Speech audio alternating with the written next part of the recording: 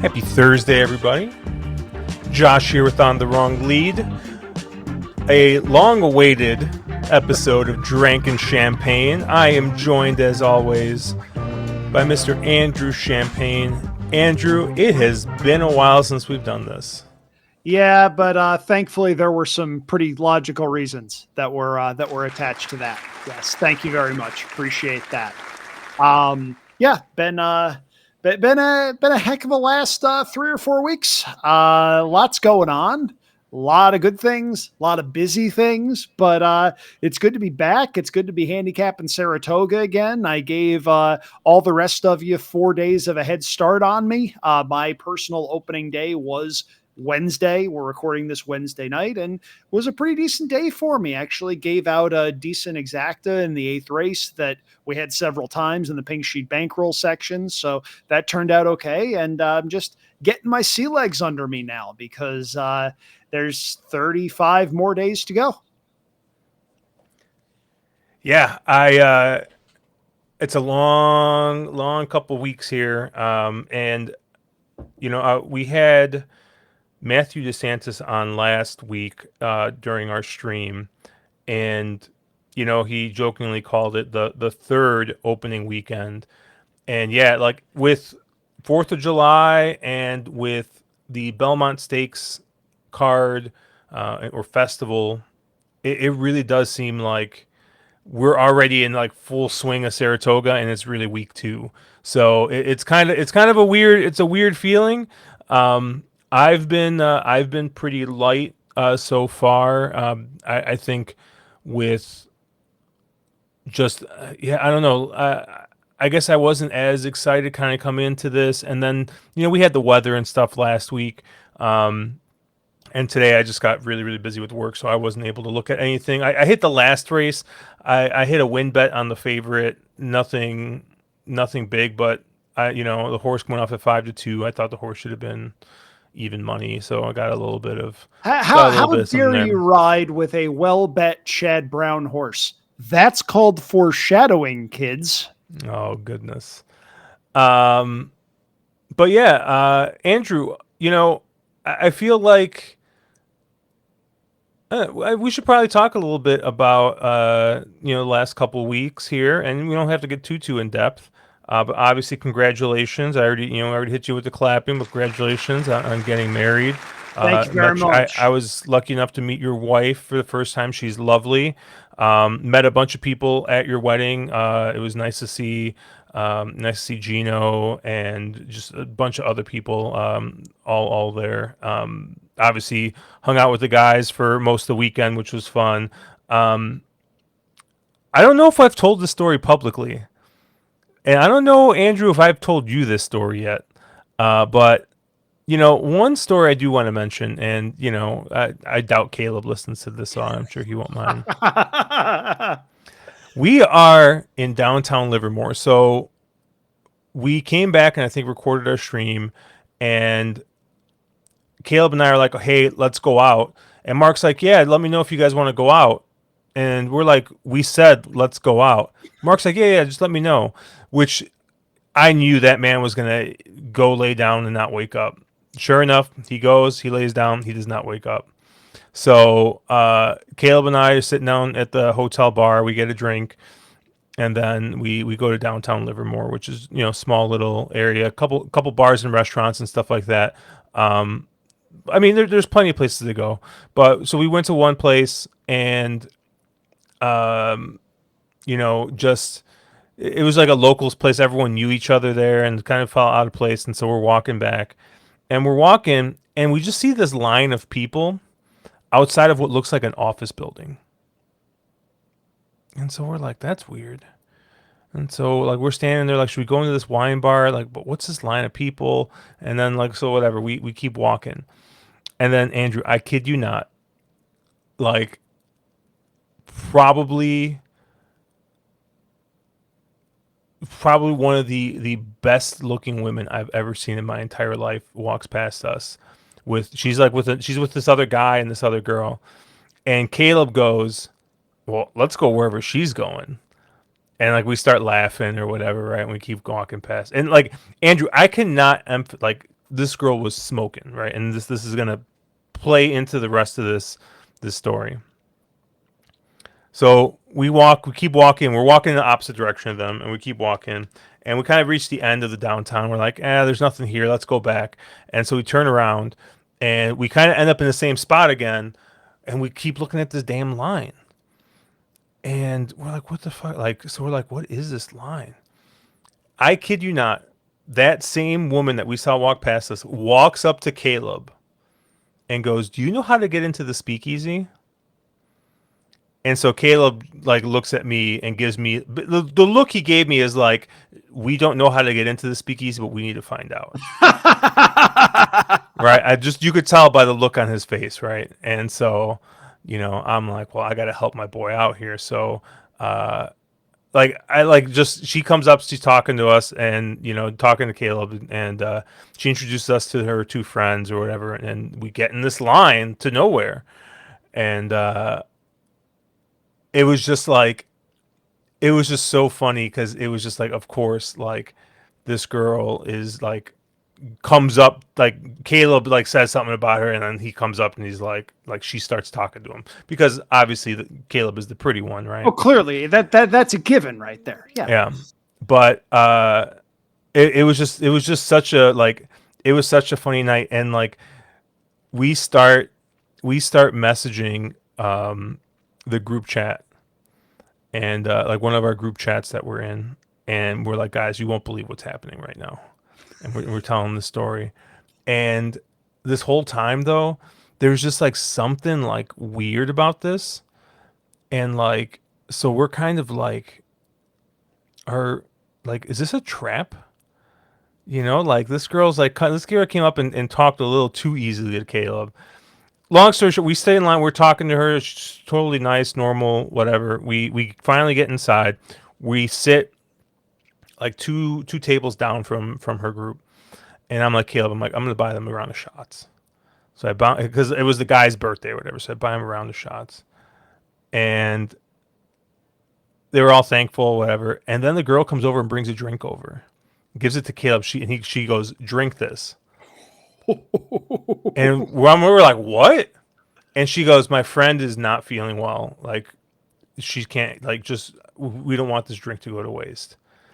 I'm just like, dude, these are alarm bells going off, man. Like, you should not drink this. But Caleb drank it.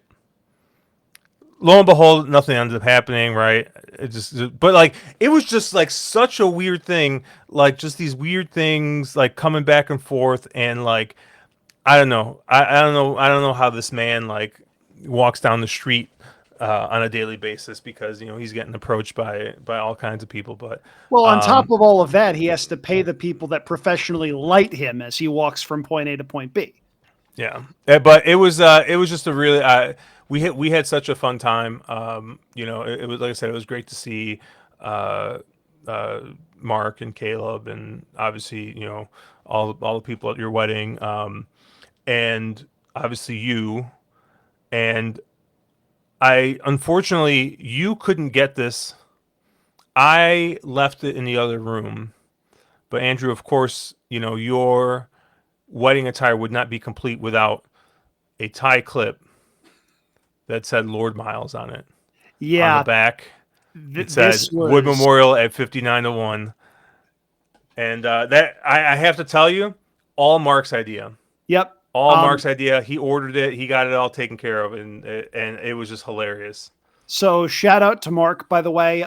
Every time Mark trolls me, I get free stuff, so he can keep trolling me just as much as he wants. So backstory. So after the ceremony, there's a cocktail hour and then the reception. And the cocktail hour and reception were both at an indoor venue that was up a slight hill from where the ceremony was.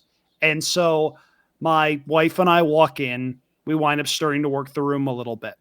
And I wind up, I'm talking to a whole bunch of people going from one group to another. And I remember I've got this big thing of sangria in my hand, and I see you and Mark and Caleb, and I work my way over and hey, whatever. And you hand me something, and I look and I see it's a tie clip, and I see Lord Miles on the front. Those of you who know me know that I am a very tall individual. I go about 6'5". I doubled over laughing, and I almost went to my knees because it was so freaking hysterical. And of course, my wife is, bouncing around the room, and I have to yell at her, "Hey, Alicia, come over here. Let me show you this." And I eventually did show her this, and she goes, "Oh no." Because the last thing she needs is me being enabled to be myself, right? So I brought Alicia over during the reception and introduced her to Mark and said, "Alicia, this is Mark. He's the one responsible for this." And I was really hoping Alicia would just start going on like a pro wrestling promo about the evils of Mark doing what he did. But of course, my wife didn't do that. She was incredibly nice and kind and wonderful, and reminding me of how fortunate I am to be your husband. And it was a lot of fun. The entire thing was an absolute blast. I will say it was a little bit warm. It was about 90 degrees in Northern California. I will say I talked to our officiant before the ceremony, and I told him, look, by all means, we've laid all this out. Totally fine. We like all of this stuff. If it goes longer than a half hour, we're getting the vaudeville hook. And bless his heart, he completed it in a tight, I believe it was 22 or 23 minutes. So everything worked out as planned. The reception was wonderful, being able to talk to a whole bunch of people and see the conversations that wind up happening at a wedding with people that otherwise would not be in the same place at the same time. To those of you out there that helped make that as special as it was, you know who you are. Thank you very much for coming. The Bay Area is not an easy trip from a lot of different locations. So, very grateful for that. Very grateful for the friends, the family, and loved ones that I've been able to have. A couple days later, Alicia and I went to Europe. We went to Lisbon for a few days, and then we went to Barcelona for a few days. Absolutely wonderful places. Back now, got the sea legs under me a little bit, still trying to get the internal clock reaccustomed. I definitely had to nap before recording this at 9 o'clock Pacific time on a Wednesday night. So it's going to be a couple more days before I'm fully back on Pacific time. But we're here. We're recording Drinking Champagne again. If this is your first time on the Wrong Lead and you're still with us after 13 minutes, go on down below on YouTube, hit the like button, hit the subscribe button, all the buttons. Makes it a lot easier for us to do the things that we're able to do that are now going to be back on a weekly basis here on Drinking Champagne. And looking at Friday's card at Saratoga, and we're going to be looking at the late pick 4. So we're going to start with race number 7. It's a 4-race sequence, of course, races 7 through 10. Josh, there are a lot of dirt horses in this turf race, and I have to think that they were trying to hustle to fill the field. I do not know if maybe some connections think this race is coming off the turf. Knocking on wood as I say this, Matthew DeSantis, if this winds up being wrong, it is entirely your fault. There's not rain in the forecast for Friday. It looks like we're going to be on the turf on Friday. And that, I think, is very good news for this race's almost certain heavy favorite, and probably the reason they had to hustle for so many entries. I'm referring to number 5, I'm Very Busy. He makes his first start since June of 2024. If you're against him because of that, I understand. If you are against him because of the short price he is likely to be, I understand. But I'm looking at a horse that every time he runs on Lasix, he runs a big race. He winds up running on Lasix here because it is not a stakes race. He's run well fresh in the past. I think Chad Brown could have a very, very big day on Friday, and I think that includes I'm Very Busy in race number 7. Josh, you hate money. Tell me why I'm wrong. I looked at this race originally and I'm like, all right, I'm just going to single I'm Very Busy and move on. Chad off the layoff is great. He doesn't start horses like this off a really, really long layoff unless they are going well, with maybe a couple notable exceptions that have happened in the last couple of years. But you look at this is a horse that's been working, I believe, since about May, and working pretty consistently, working well. So things look to be going the right way for this horse. This was obviously a grade two winning horse in the 2024, early 2024 season. But this is a horse we haven't seen for over a year. And, that does give me some pause. And, when I looked at this horse, a couple things stood out to me, and not just the layoff. The two figures I think that make this horse a standout in this race are the Manhattan from last year, where obviously something went wrong there, and the horse was 7-2 in that race, and just basically went backwards, finished seventh, and Well, if never. I may jump in, I think what went wrong that day was the fact that Measured Time ran a gigantic race. Measured Time ran big in the Manhattan, and I remember that because he made my week with that one. Yeah, but he just, he never really got into the race, right? And obviously we haven't seen him for 405 days, so something went wrong. But Timeform gave that race a 124, which would be basically tied for the fastest in this race. Go back three races before that, the Muniz Classic, where he was given a 125 in that race, which is the fastest in this field. But that's a race that kind of came apart, and has got red fractions throughout. Now, if you kind of look at those two, you kind of, let's toss those two figures out. The horse doesn't look that much faster than a lot of other horses in here. And now, granted, right, like you take the best effort out of any of these horses, they probably don't match up. But I think in that Manhattan never really got going. Got given a 124. Maybe that was kind of a little bit of a grade one bump that horse got in that race. And then the Muniz, he basically got set up. And when I look at the pace scenario for this race, I don't really see this being a very very fast pace. Now, granted, Timeform's got this as a fast pace, but I think you brought up a really good point, Andrew. We have a lot of dirt horses in this race. Nelson Avenue has not run on the turf yet. And yes, this is a horse that's shown a lot of speed on dirt. We talk about this all the time. Dirt speed and turf speed are completely different things, and they don't always translate.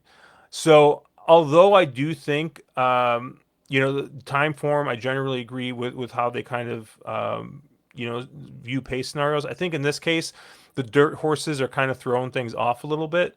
Um, and so I'm going to actually go with the seven, Big Everest, who does have turf speed. And I say this often. I wish Joel Rosario knew how good he was riding on the lead, because I think maybe he would do it a little bit more. Now, granted, the last two times, horses kind of faded a little bit, but this is a horse that got really good going into the end of last year, and has got a couple of races above 120 time form fig, which is what we're kind of looking for here. I think he's just a little bit more of a consistent horse. Obviously, he's a little bit of an older horse. And I think third off the layoff here, or third race this season, I think is going to be huge for a horse of his age. So I expect to see a move forward from that last race, and I think he takes a step forward and runs back to maybe that aqueduct race in November, and he's right there with I'm Very Busy at what is probably going to be double or triple the price. So I'll take a shot there, and then.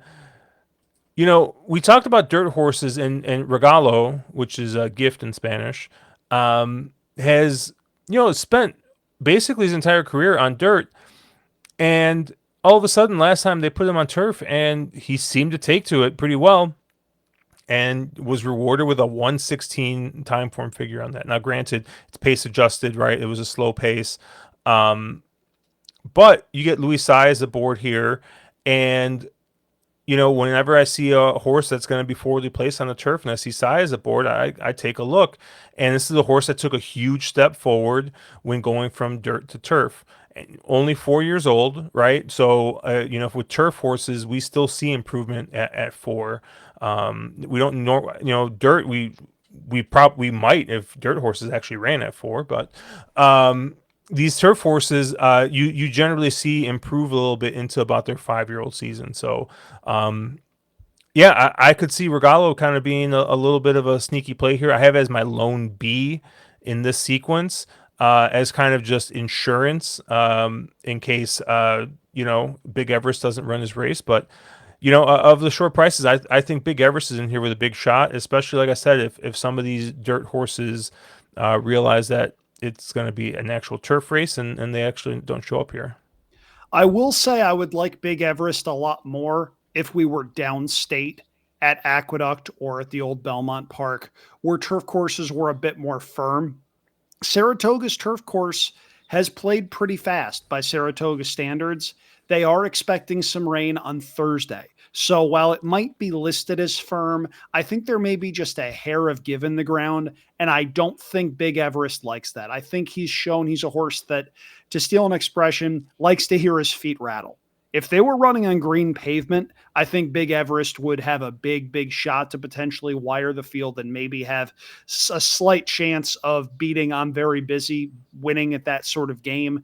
I do think there's some pace. I don't think there's a ton of it, but I do think there's some. And I do think Big Everest will at least have to work up front, and that will provide I'm Very Busy with the setup. So we've given you two different sides of this. I'm singling I'm Very Busy. Josh, you're going against I'm Very Busy. So whichever viewpoint you want out of this particular race, you're getting it on this show. Yeah, and obviously, if you guys haven't been watching lately, if you're on YouTube, you see I'm sharing the time form stuff provided to us by the lovely people at DRF. I'm a time form guy. I know Andrew and some of the other guys are DRF formulator and other stuff, and they got tons of products there. But Andrew, they now have AI.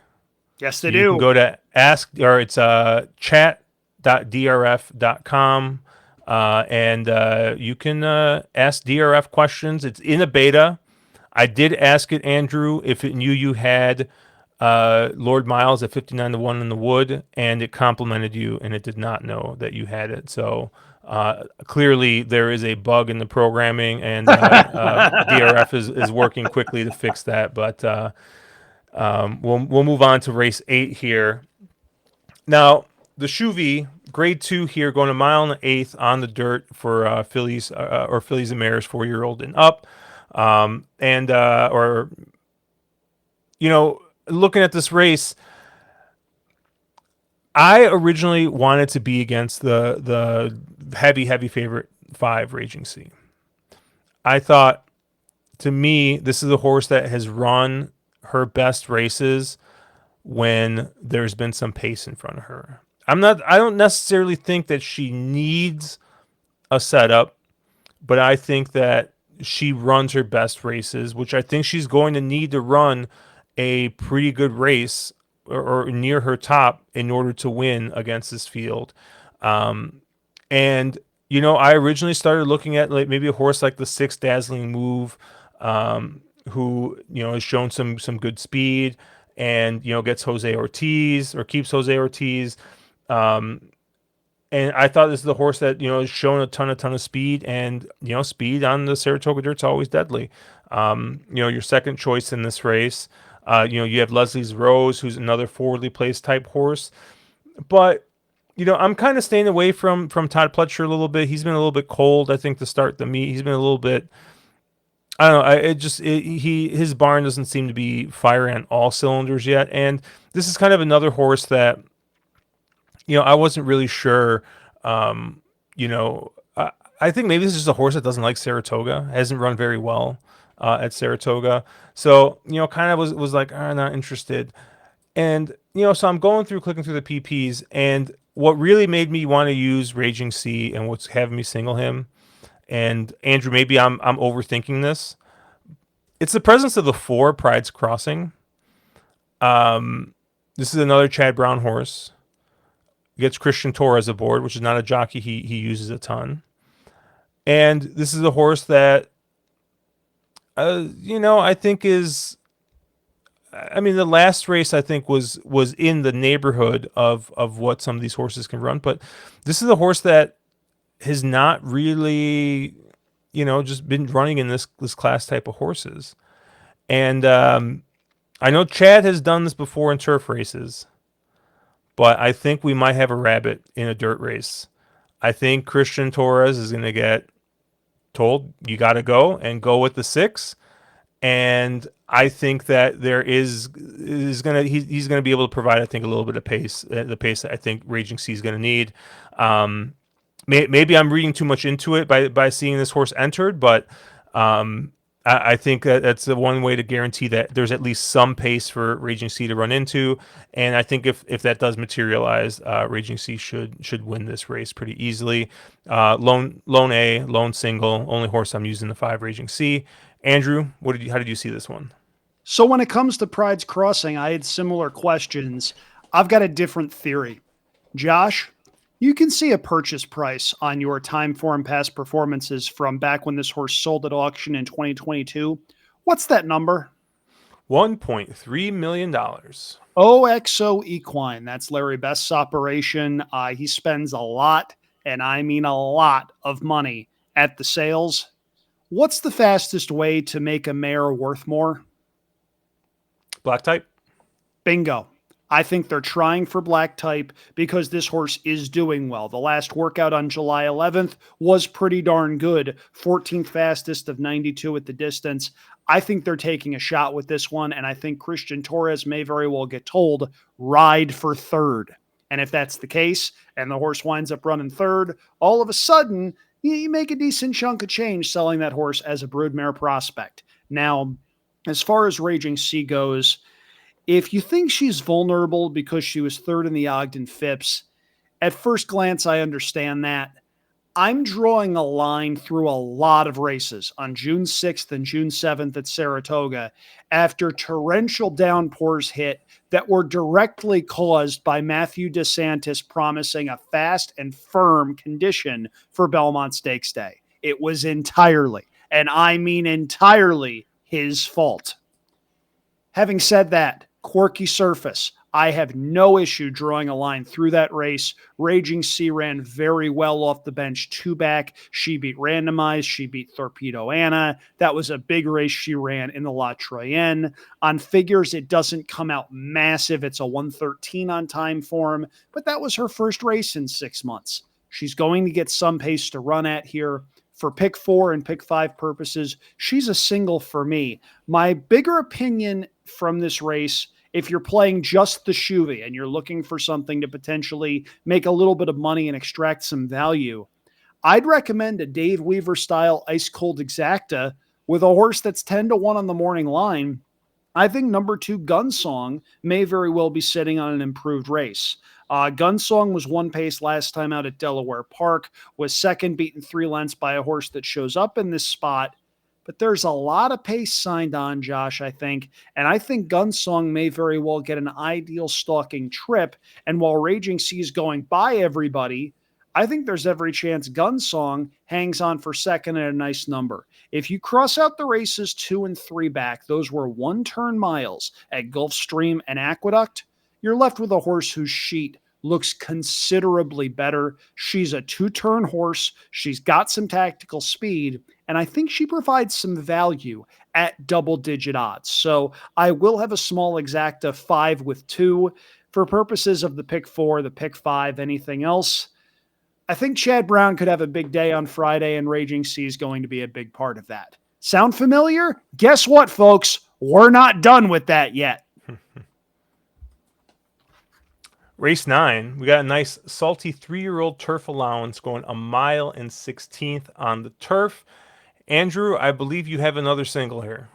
Chad Brown could have a very big day on Friday, and I believe Asbury Park could be a big part of that. Asbury Park was very well bet back on August 17th of last year in his debut. He was 5th that day, beaten 2 lengths. Something clearly went wrong. They put him away for 10 months. He comes back on June 6th at Saratoga before the skies open up, and he could not have been much more visually impressive. He won by 3.5 lengths, and he could have won by more than that. Flavian Pratt was wrapped up on him towards the end of that race. He looks like a very, very nice horse. And while this is a step up in class, and I'm not quite sure what he beat last time, I don't think there are any monsters in this particular spot. I think Asbury Park is a horse on the rise. This is a stakes caliber horse that they've clearly had high hopes for a very, very long time. Asbury Park is 9-5 on the morning line. And I think that may be a very rare miss for David Aragona because I think he's going to go off even money or maybe odds on. If he winds up at 9-5, I think that's a big overlay on a horse that wins this race far more often than he loses it, at least on paper. Asbury Park, another Chad Brown trainee, and a third straight single for me in this late pick 4. Now, for those of you out there, I'm going to point something out. Starting in race number 6 is a NYRA exclusive bet called the Grand Slam. I intend to play that, and I intend to play a ticket that singles all 3 Chad Brown runners that I'm singling in the pick 4.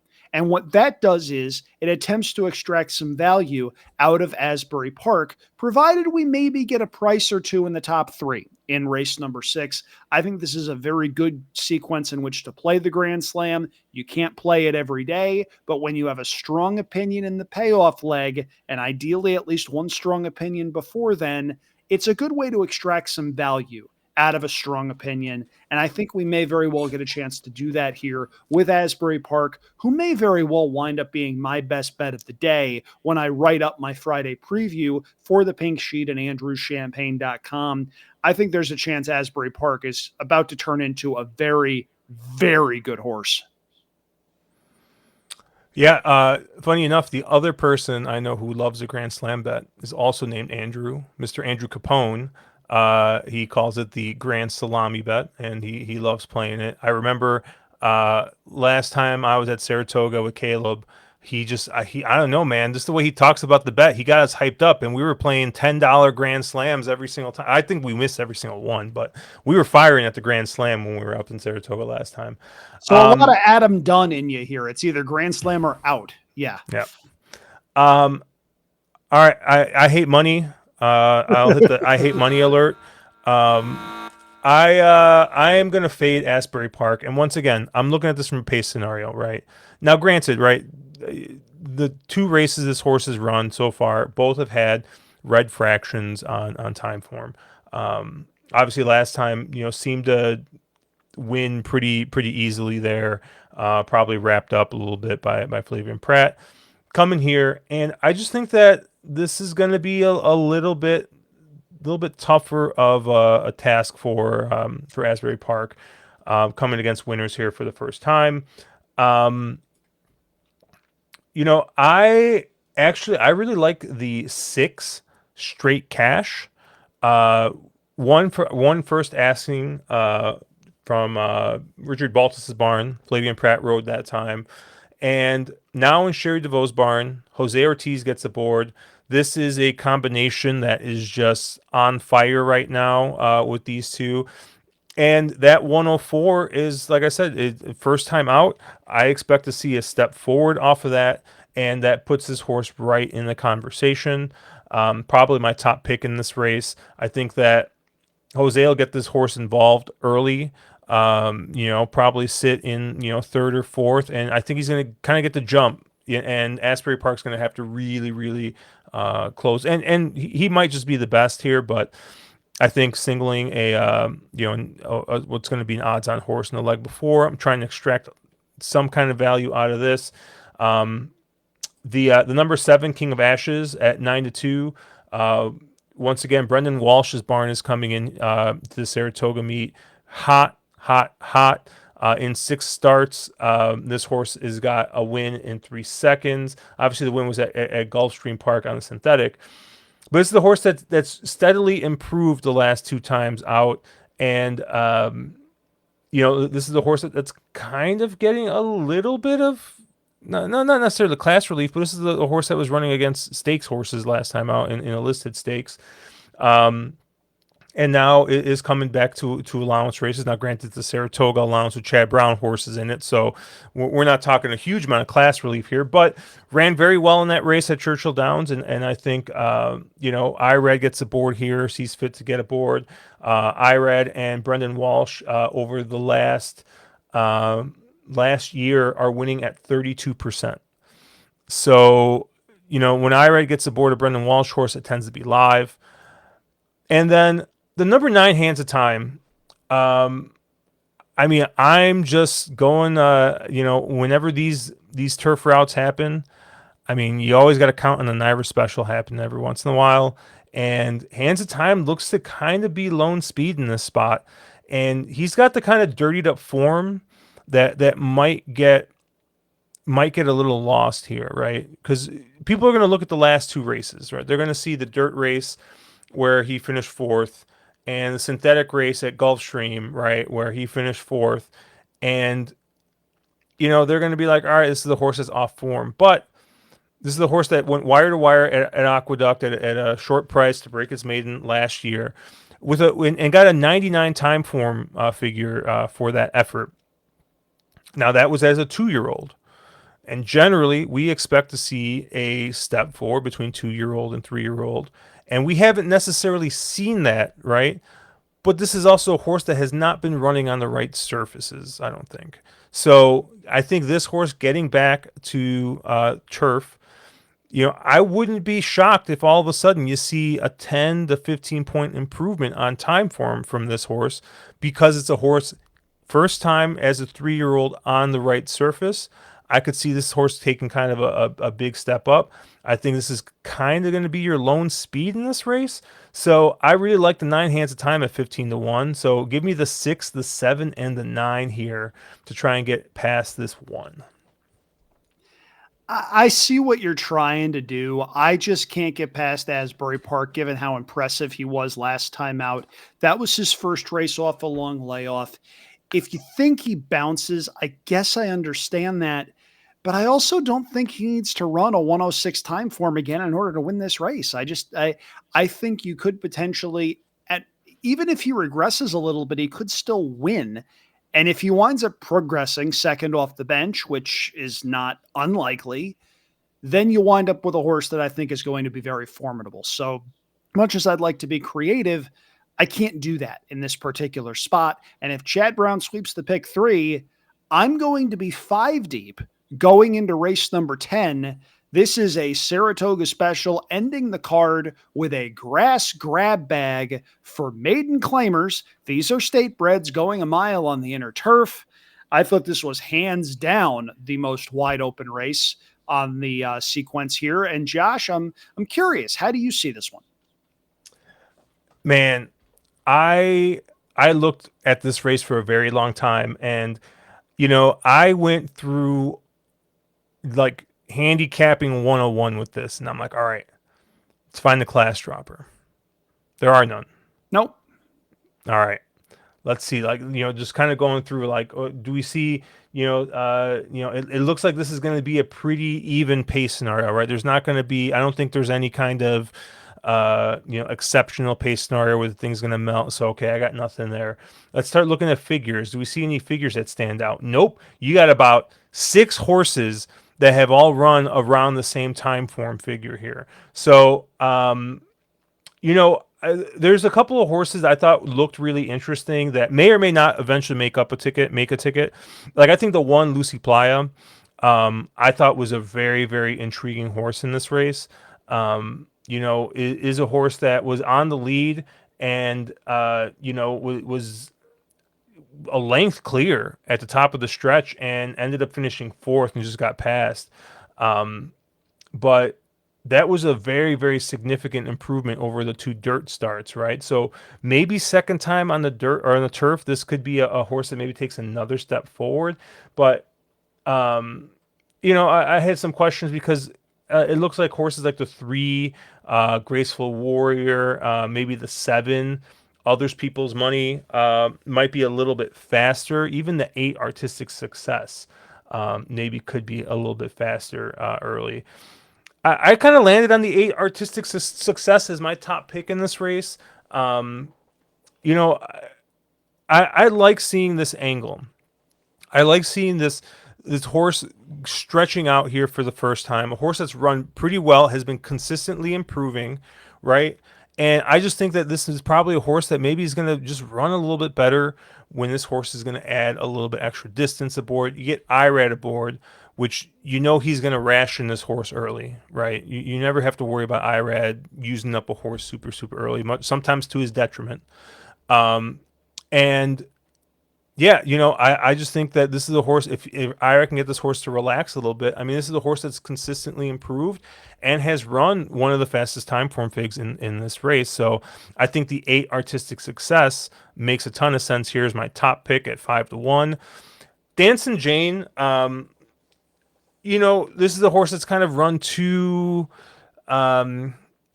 okay races. Time form. This horse fits in obviously with the group here.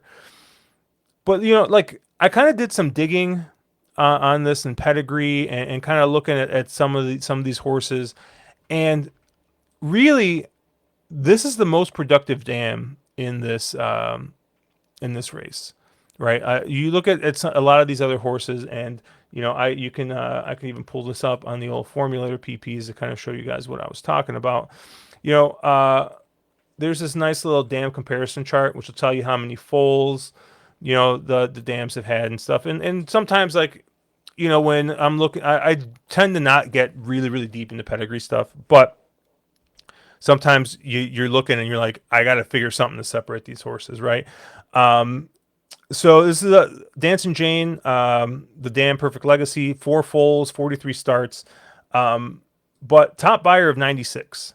And this is a horse that has produced average winning distance of 9.1 furlongs. So this is definitely a dam that has been producing stayer type horses that want to go longer distances. 2 for 4, 2 winners for 4 on turf. And like I said, it's got the highest buyer there. So this looks like a horse that should improve as it continues to run these route distances on the turf. And then finally, I mean, when in doubt, you take the first time starter, the 6 Fire Agate. Buy Not This Time out of a Looking at Lucky mare. First, I believe the first starter for this mare.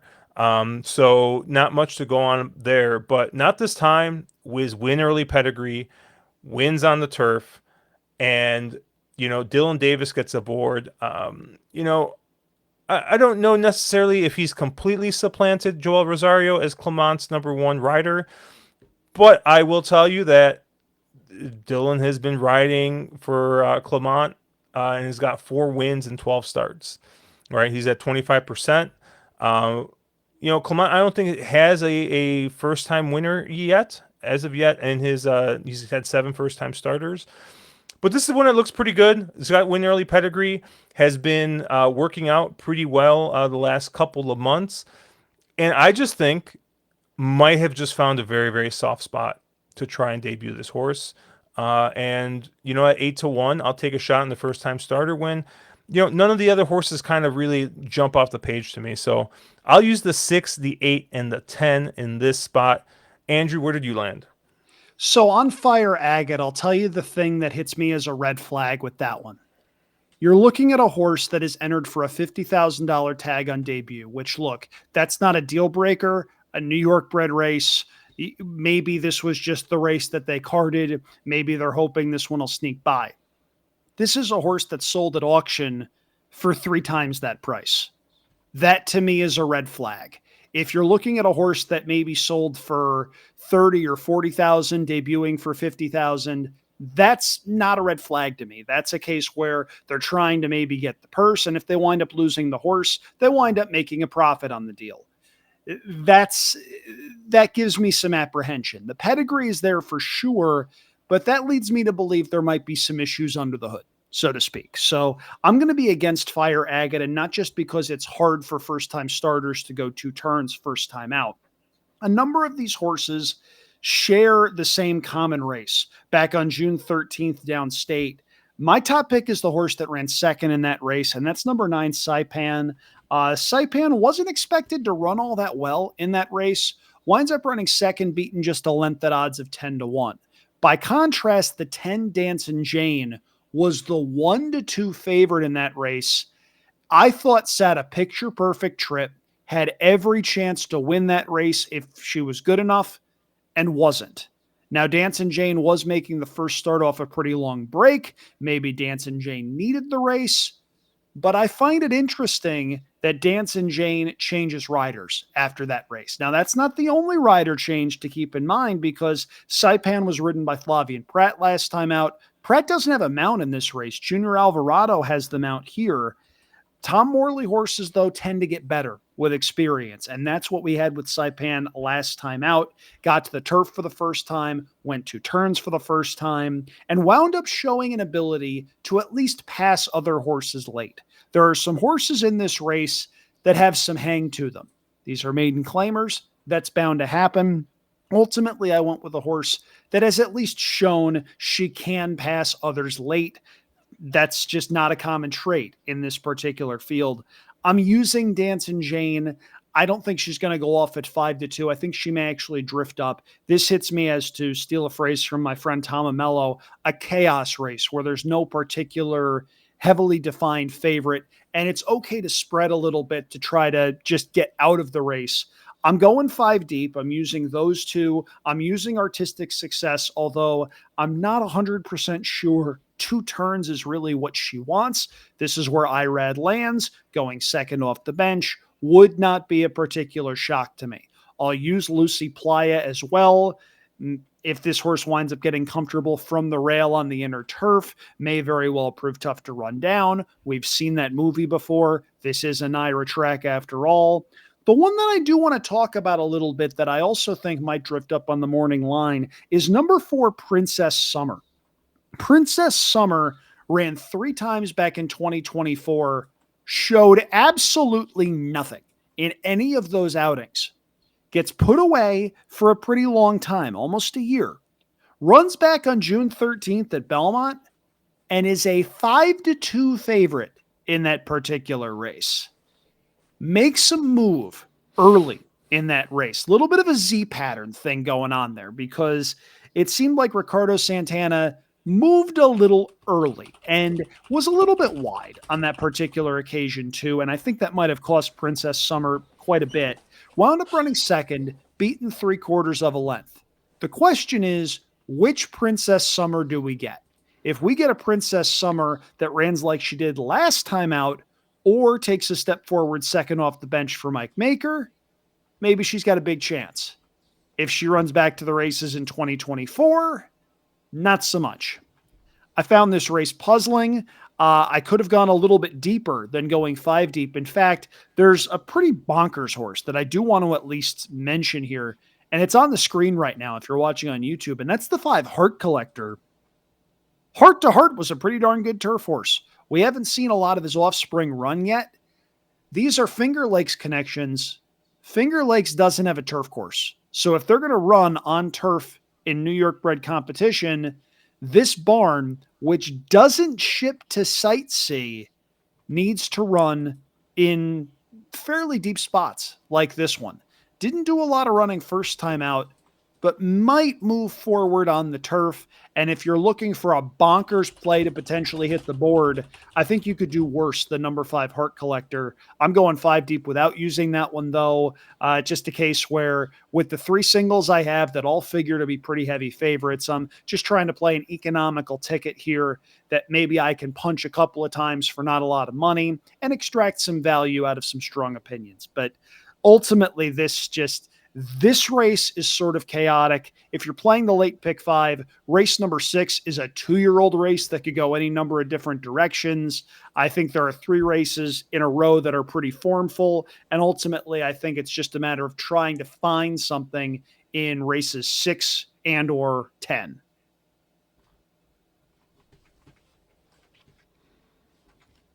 All right. And Andrew, I will be putting our tickets up here. You got a very, very skinny little ticket here, $2.50 play. Yep. Chad spread for $2.50. You can play it for $2. It'll cost you $10. And ultimately, if it winds up being formful, yes, obviously you're going to want to play a cold pick 3 ticket. I know the ticket police out there are screaming at me, why aren't you giving out a cold pick 3 ticket? I intend to play a cold pick 3 ticket using the 3 singles that I have. Don't get that twisted. Yeah, and the last race is just, it's not an easy race to handicap. I'm going 5 deep. Hopefully that's deep enough. Yeah, and I have a $9 play here. I got the 7 as a single A. I will have at least one ticket with using the 4 as well. I generally will. I'll probably play the 7 3 times as much as the 4, but I'll have at least one ticket with the 4 there. And then yeah, single in the 5 with the 6, 7, 9 with the 6, 8, 10.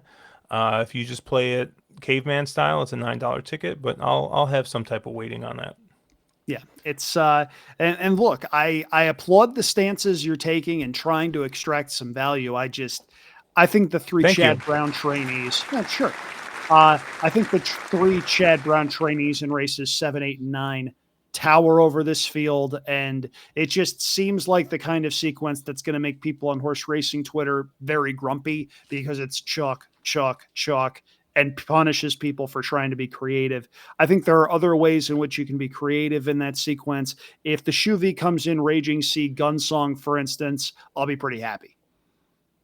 Andrew, a little bit of production information here live during the show.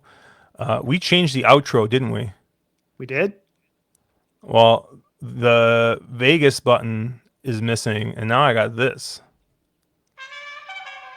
Oh, the film noir stuff. Yeah.